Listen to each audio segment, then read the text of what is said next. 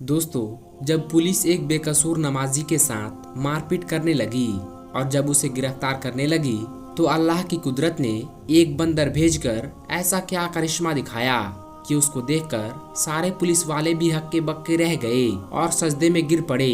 आज की इस वीडियो में हम आपको इसी वाक्य को पूरी तफसील के साथ बताने वाले हैं, जिसको सुनकर यकीनन आप लोग भी हैरान और परेशान हो जाओगे और आप भी ये मानने पर मजबूर हो जाओगे कि वाकई में अल्लाह की कुदरत बहुत बड़ी है और अल्लाह अपने हर नेक बंदों की दुआ को जरूर सुनता है और उनकी दुख मुसीबत में मदद भी करता है।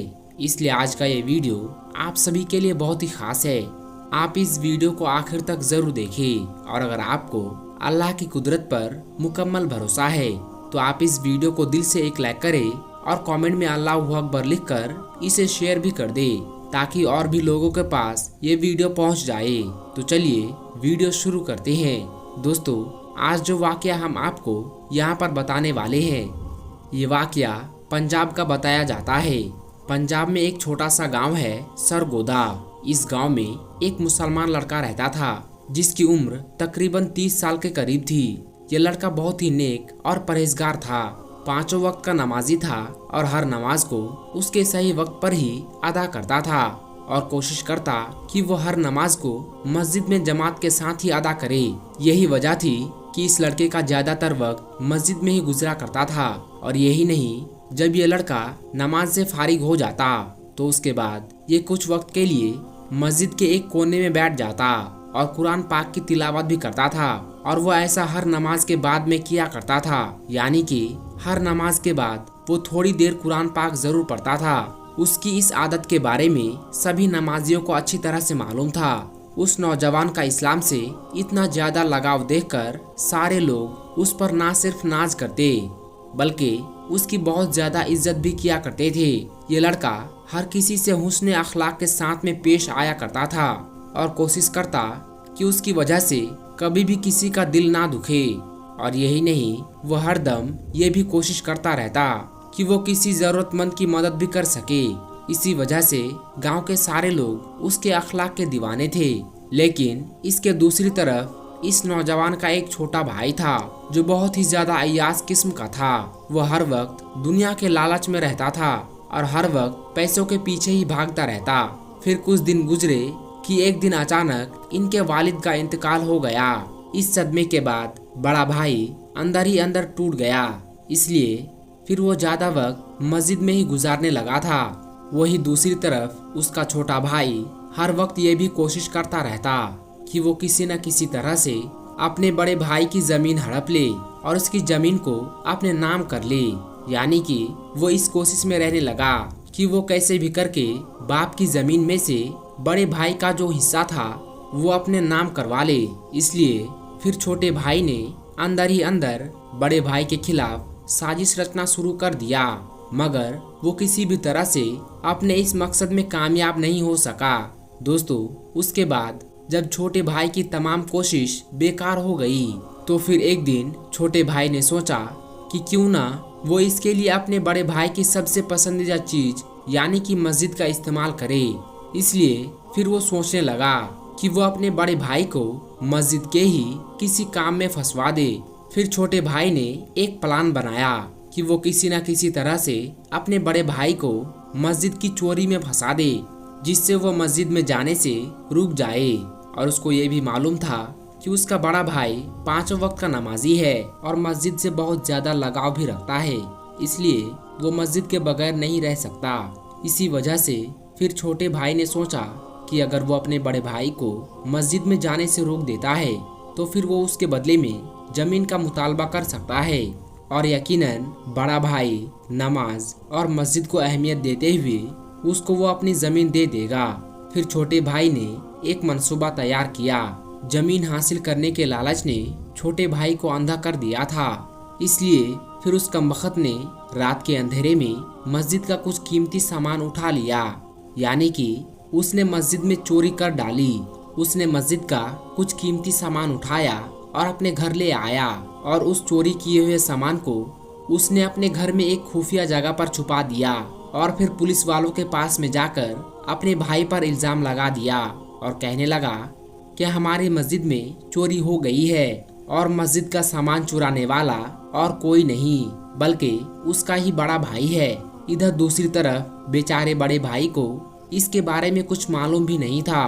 वो ऐसे ही मस्जिद में जा रहा था और सच्चे दिल से अल्लाह की इबादत कर रहा था और वैसे ही अल्लाह के सामने गिड़गिड़ा कर दुआएं भी मांगता था। वो अपनी हर दुआ में कहता कि ऐ अल्लाह मुझे हर मुश्किल से निजात दे। अगर मैं कभी किसी बड़ी मुसीबत में फंस जाऊं तो तू मेरी गैब से मदद फरमाना। बड़ा भाई हर नमाज के बाद ये दुआ जरूर किया करता था। दोस्तों, जैसा कि हमने आपको पहले ही बताया था कि चोरी के बाद में छोटे भाई ने इसका इल्जाम बड़े भाई पर लगा दिया था।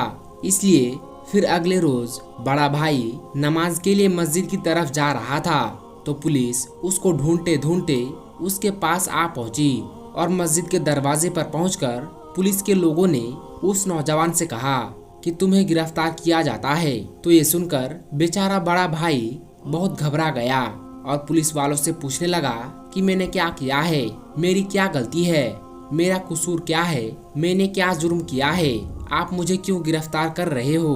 बराए मेहरबानी आप मुझे मस्जिद के अंदर जाने दे, मुझे नमाज के लिए देरी हो रही है। इस पर पुलिस वालों ने उसे बताया कि तुम पर मस्जिद का कीमती सामान चुराने का इल्जाम लगा हुआ है, इसलिए हम तुम्हें गिरफ्तार करते हैं।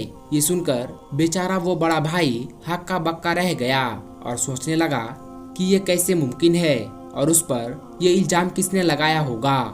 लेकिन उसे कुछ भी समझ में नहीं आ रहा था, इसलिए वो वही जमीन पर बैठ गया और अल्लाह से मदद की गुहार लगाने लगा और अल्लाह से दुआ करने लगा।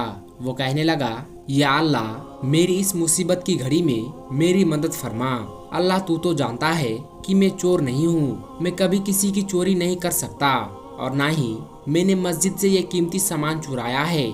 या अल्लाह अपनी कुदरत से कोई ऐसी करिश्मा दिखा कि सब लोग ये मानने पर मजबूर हो जाए कि मैं बेकसूर हूँ। दोस्तों, पुलिस को मस्जिद के दरवाजे पर देखकर आसपास के बहुत सारे लोग भी जमा हो गए और वो सब के सब पुलिस वालों से कहने लगे कि इस लड़के को हम अच्छी तरह से जानते हैं, ये लड़का बेकसूर है क्योंकि ये लड़का 5 वक्त की नमाज पढ़ने के लिए इस मस्जिद में आता है और इस लड़के के अखलाक भी बहुत अच्छे हैं। इसलिए हम सब गवाही देते हैं कि ये लड़का बहुत नेक है, ये कभी भी मस्जिद से चोरी नहीं कर सकता है। इसलिए जिसने भी इस लड़के पर इल्जाम लगाया है वो सरासर झूठा है। मगर उन लोगों की ये गवाही सुनकर पुलिस के लोग नहीं माने और कहने लगे कि हमको इस लड़के के खिलाफ पुख्ता सबूत मिला है, इसलिए हम इसको गिरफ्तार करेंगे। इतने में उस लड़के का छोटा भाई भी वहाँ पर आ पहुँचा और फिर वो अपने बड़े भाई को एक तरफ ले जाकर कहने लगा कि ये सब मेरा किया धरा है, मैंने ही तुम पर ये इल्जाम लगाया है। अगर तुमको तुम्हारी इज्जत प्यारी है तो तुम अपनी सारी जमीन मेरे हवाले कर दो, तुम्हारे हिस्से में जो जमीन आई है वो मेरे नाम कर दो, मैं तुम्हारी इज्जत बचा लूंगा और तुम्हें जेल जाने से रोक दूंगा और मस्जिद का कीमती सामान जो मैंने छुपा रखा है उसको मैं पुलिस के हवाले कर दूंगा। तो ये सुनकर बड़े भाई को बड़ा दुख हुआ। वो समझ गया था कि ये सब उसके इस छोटे भाई ने किया है। दोस्तों, अभी वो छोटा भाई अपने बड़े भाई को ये सब बातें बता ही रहा था कि इतने में अल्लाह की कुदरत से कहीं से एक बंदर नामोदार हुआ। उसके एक हाथ में मस्जिद का वो कीमती सामान था जिसको छोटे भाई ने मस्जिद से चुराकर अपने घर में छुपाया था। ये देखते ही छोटे भाई के चेहरे का रंग उड़ गया। पुलिस वालों भी बंदर के हाथ में मस्जिद का चोरी हुआ सामान देखकर हैरान रह गए। उनको मालूम चल गया कि वो जिस लड़के को गिरफ्तार करने वाले थे वो तो बेकसूर है। फिर उस बंदर ने उन पुलिस वालों को साथ ले जाकर बता दिया कि उसने छोटे भाई के घर से ही सामान उठाया है। इसलिए फिर पुलिस वालों को मालूम चल गया कि मस्जिद से ये सामान छोटे भाई ने ही चुराया है और फिर यूं सबको मालूम चल गया कि असल चोर तो उसका छोटा भाई है। फिर पुलिस वालों ने छोटे भाई को गिरफ्तार कर लिया और जब उससे पूछताछ हुई तो फिर ये सारी बातें छोटे भाई ने पुलिस वालों को बता दी।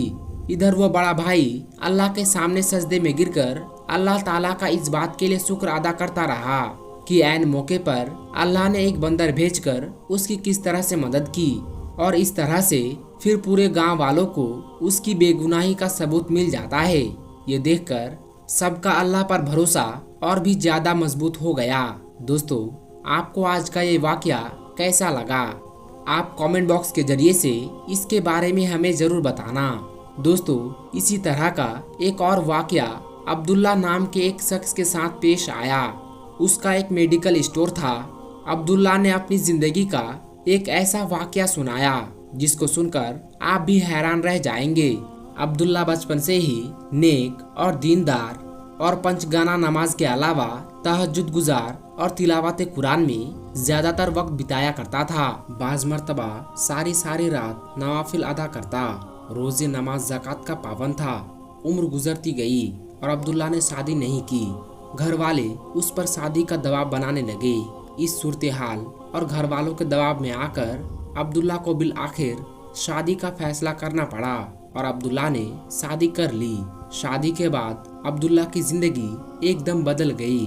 अब रातों की इबादत आहिस्ता आहिस्ता कम होती गई और फिर खासकर जैसे रमजान में ही ऐसा होता है, जब वो नमाज पढ़ता तहज्जुद भी छूट गई और नमाजों में भी कमी आने लगी। और एक ऐसा वक्त गया कि 5 वक्त की नमाजों में गफलत होने लगी और फिर अब्दुल्ला अचानक मुश्किलात में घिर गया। मेडिकल स्टोर की आमदनी कम हो गई और कर्जे पर कर्जा चढ़ने लगा। अब्दुल्ला की जिंदगी जो पहले खुशहाल थी वो बुरी तरह से मुतासिर हो गई। हर वक्त टेंशन में रहने लगा। एक दिन एक शख्स मेडिकल दवाई लेने आता है। अब्दुल्ला उस वक्त इस कदर परेशानी में था कि उसने उसे गलत दवाई दे दी, जिसकी वजह से वो शख्स मरते मरते बचा और उसने अब्दुल्ला पर केस कर दिया, जिसके बाद उसकी दुकान सीज हो गई और उसका कारोबार पूरी तरह से बंद हो गया। इसी दौरान अब्दुल्ला के वालिद की भी तबीयत खराब हो गई और अब्दुल्ला ने अब तक जो कुछ भी कमाया था वो सब वालिद के इलाज पर खर्च कर दिया। इसी सूरत हाल को देखकर उसकी बीवी भी उसे छोड़कर चली गई। अब अब्दुल्ला के पास कुछ भी नहीं बचा था और अब्दुल्ला पूरी तरह से जिंदगी से मायूस हो गया था। एक दिन अब्दुल्ला सहन में अपनी माँ की गोद में सर रखकर रो रहा था और सोच रहा था कि उसके साथ आखिर ऐसा क्यों हो रहा है। तभी अचानक उसकी नज़र अलमारी पर पड़ी जहाँ पर कुरान पाक रखा हुआ था। उसको फौरन झटका लगा और समझ में आ गया कि उससे क्या भूल हुई है। वो फौरन उठा, वजू किया, नमाज अदा की, सजदे में गिरा, माफ़ी मांगता रहा, रोता रहा कि या अल्लाह, मुझसे बहुत बड़ी गलती हो गई कि मैंने सारी उम्र तेरी मोहब्बत में गुजारी, तेरी इबादत में गुजारी और दुनियादारी में ऐसा खो गया कि तुझे ही भूल गया। उसके बाद उसने दोबारा पंचगाना नमाज पढ़ना शुरू कर दी और तहज्जुद और तिलावत कुरान भी करने लगा और हर रात अपनी गलती पर अल्लाह से माफ़ी मांगने लगा। प्यारे दोस्तों, अभी सिर्फ 9 ही दिन गुजरे हुए थे कि तभी उसके घर में वो शख्स आता है जिसे अब्दुल्ला ने गलत दवाई दी थी। वो कहने लगा, तुमने मुझे जो दवाई दी थी उससे मेरी तबीयत तो जरूर बिगड़ी थी, मगर मेरी जो बीमारी थी वो करिश्मा की तौर पर उसी दवाई से दूर हो गई और तुम पर किया हुआ केस अब मैं वापस ले रहा हूँ। उसके बाद दोस्तों, अब्दुल्ला को उसकी दुकान वापस मिल गई, यानी अब्दुल्ला ने अपना मेडिकल स्टोर वापस हासिल कर लिया और आमदनी भी पहले से ज्यादा बढ़ने लगी। उसने अपने वालिद का इलाज भी करवाया और उसकी बीवी भी वापस आ गई। प्यारे दोस्तों, जो कुछ होता है वो अल्लाह की मर्जी से होता है। अगर कुछ अच्छा हो रहा है तो अल्लाह की मर्जी से हो रहा है, अगर कुछ बुरा हो रहा है तो ये हमारे गुनाहों की वजह से हो रहा है। तो हर इंसान को चाहिए कि वो हर वक्त अपने गुनाहों की माफ़ी मांगता रहे, हर वक्त इस्तगफार करता रहे और नमाज की पाबंदी करता रहे। जो शख्स नमाज नहीं पढ़ता तो ऐसे शख्स की जिंदगी में बहुत सारे मसले और बहुत परेशानियां आ जाती है, और जो नमाजी होता है और नमाजी होने के साथ साथ उसका दिल नरम होता है, वो तकब्बुर से पाक होता है, वो हसद और जलन से पाक होता है, वो किसी के बारे में कुछ गलत ख्याल नहीं रखता, वो सिर्फ अल्लाह की ज़ात पर भरोसा रखता है। वो एक ऐसी ज़िंदगी गुजारता है जैसे एक अल्लाह का वली ज़िंदगी गुजारता है। वो तकलीफ देने वालों को भी दुआएं देता है। तो ऐसे इंसान के साथ अल्लाह तबारक व तआला की रहमत होती ही है और अल्लाह तबारक व तआला ऐसे इंसान को ही कामयाब करता है। तो याद रखे दोस्तों, हमेशा अच्छा सोचे, अपने बारे में अच्छा सोचे, औरों के बारे में अच्छा सोचे। जो अपने लिए पसंद करो वही दूसरे के लिए भी पसंद करो, और जो जैसा गुमान करता है अल्लाह ताला उसे वही अता फरमाता है। तो अपना गुमान अच्छा रखो, अपने गुनाहों से माफी मांगते रहा करो। अल्लाह ताला बड़ा रहीम व करीम है, हमारे गुनाहों को माफ करेगा। किसी इंसान के गुनाह माफ होने लगते हैं तो उस इंसान की जिंदगी में खुशियाँ आने लगती है, उस इंसान की जिंदगी में सुकून आने लगता है। भले ही उसके पास पहले से ज्यादा नियामतें ना हो, उसके पास दौलत ज्यादा ना हो, लेकिन उसके जो कमाई होती है, जो थोड़ी ही क्यों ना हो, उसमें बरकत होती है, उसमें सुकून होता है। वरना ऐसे तो हराम पैसे इतने लोग कमाते हैं, करोड़ों कमाते हैं, लेकिन उसमें बरकत नहीं होती, उसमें सुकून नहीं होता। ऐसे लोगों को उन पैसों का कोई सुकून नहीं मिलता, उनका पैसा जैसे आता है वैसे ही खत्म हो जाता है। तो अगर आप दुनिया और आखिरत में कामयाब होना चाहते हैं तो 5 वक्त की नमाज के साथ साथ आपको कुरान शरीफ का भी तिलावत करना है। अगर कुरान करीम नहीं आता तो आप सीखिए, अगर वो भी नहीं आता तो आप उसका तर्जुमा ही सही से पढ़ लीजिए। आपको जिस लैंग्वेज में चाहिए उस लैंग्वेज में कुरान करीम मिल जाएगा, आप कम से कम उसका तर्जुमा तो पढ़ लीजिए। देखिए तो सही अल्लाह तबारक व ताला हमसे क्या कहना चाहता है। प्यारे दोस्तों, हम उम्मीद करते हैं कि आपको आज की हमारी ये वीडियो पसंद आई होगी। इस वीडियो को अपने दोस्तों रिश्तेदारों में जरूर शेयर करें। हम मिलते हैं आपको अगली वीडियो में, तब तक के लिए अस्सलाम वालेकुम, अल्लाह हाफिज।